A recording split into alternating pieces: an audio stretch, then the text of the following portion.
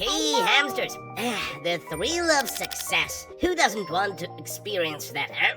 Everybody does. But what happens when the overwhelming thrill of the success clouds your judgment and makes you take the wrong turn? Or a lot of wrong turns, huh? Today we're diving into 3 of the world's biggest bankruptcies. These weren't just falls, they were catastrophic, history-making collapses.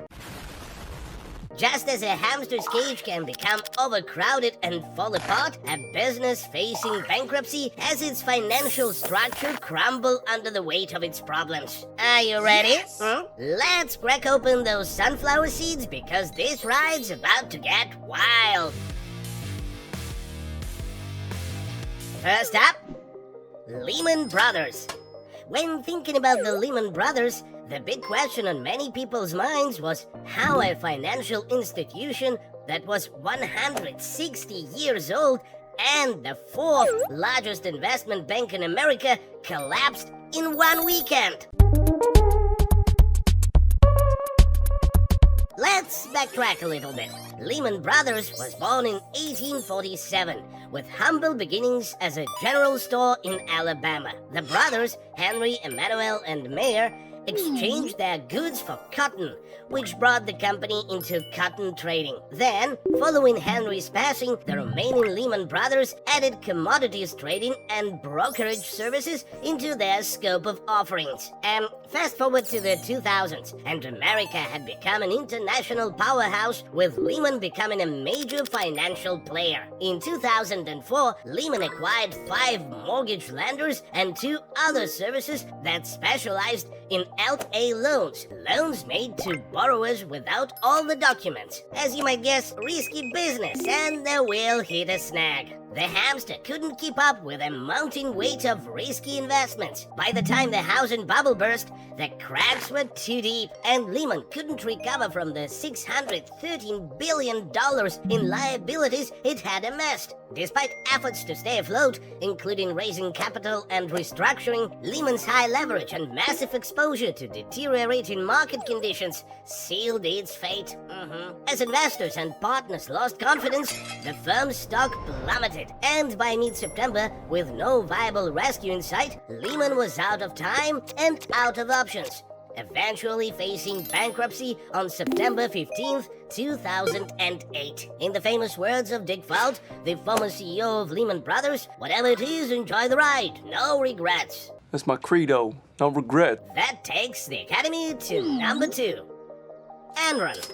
You might say Enron, formerly known as HNG Internorth, was the love child produced following the merge of Houston Natural Gas and Internorth. And its helm was Kenneth Lay, the CEO of Houston Natural Gas. Unfortunately, the company, which rose to become a $100 billion enterprise, faced an interesting turn when the U.S. Congress adopted a series of laws that deregulated natural gas. This meant Enron lost its exclusive right to operate its pipelines. Combating these, Mr. Jeffrey Skilling, a consultant turned Enron's chief operating officer, became a trader of energy derivative contracts, aka the middle person between natural gas producers and their customers. This proved to be a good move, and Enron dominated the space and began generating huge profits from its traders.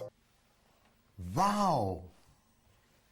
Unfortunately, the boom only lasted so long, and as these years came to an end, Enron started seeing much more competition in the energy trading business, and their profits shrank very quickly. Skilling, of course, did not take this sitting down. His response was mark-to-market accounting in 1992, a method that measures the fair value of assets and liabilities rather than historical costs. This method was designed to offer a real-time snapshot of financial health, but in the case of Enron, it also made it easier to manipulate figures.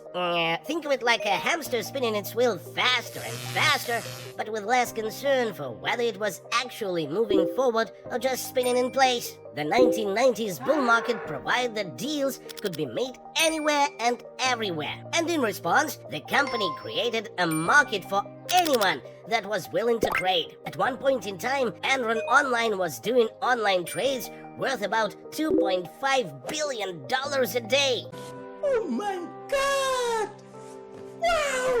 As the dot-com bubble burst and the recession of 2000 hit, Enron's exposure to volatile markets became a major problem. The company started to hide its losses, claiming profits from projects like power plants before they even delivered. When the actual returns fell short, Enron would shift these assets off the books, like trying to fix a wobbly wheel by pretending it was still running smoothly. By early 2001, analysts began to question Enron's earnings and transparency. As Enron's stock fell and the company reported its first quarterly loss, the wheel finally broke. Enron's attempt to change pension plans and hide its troubles caught the attention of the SEC.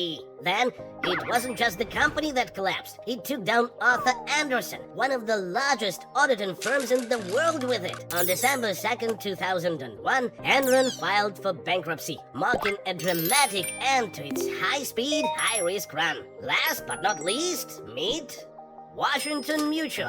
Born back in 1889, Washington Mutual was a modest operation in Seattle with just 2 people. Originally known as the Washington National Building Loan and Investment Association, this was the org that helped Seattle rebuild after the fire.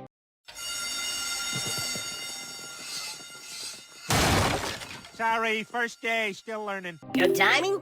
Perhaps. The company went on to see a name change in 1917 to Washington Mutual Savings Bank and got labeled a survivor after 2 runs by depositors in the Great Depression. However, more than a product of good timing, Washington Mutual also had several good ideas tied to its name, including the penny deposit program for children, telephone banking, and yes, good old cash machines. This meant the company could continue its expansion throughout Washington in the 1960s, make some acquisitions, and undergo a few mergers in the West and into the rest of the United States by the time the 90s hit. Unfortunately, one aggressive move too many, this time into the mortgage market for those with incomplete credit histories, subprime mortgages in the 2000s, and the bank met its downfall. At the end of 2007, the company had over 43,000 employees, 2,200 branches, and $188.3 billion in deposits. Then came 2008, when the company became the largest bank fail in US history, and its wheel came to a screeching halt. But despite its seemingly solid foundation, WAMU's wheel was wobbling. Under the hood, 60% of its biz came from retail banking and 21% from credit cards, while just a mere 14% was tied to home loans. Uh-oh. This means heavy investments in California, where the housing market was hit extra hard when the bubble burst, meaning more unsold properties than it could handle. Are there reasons for the fall?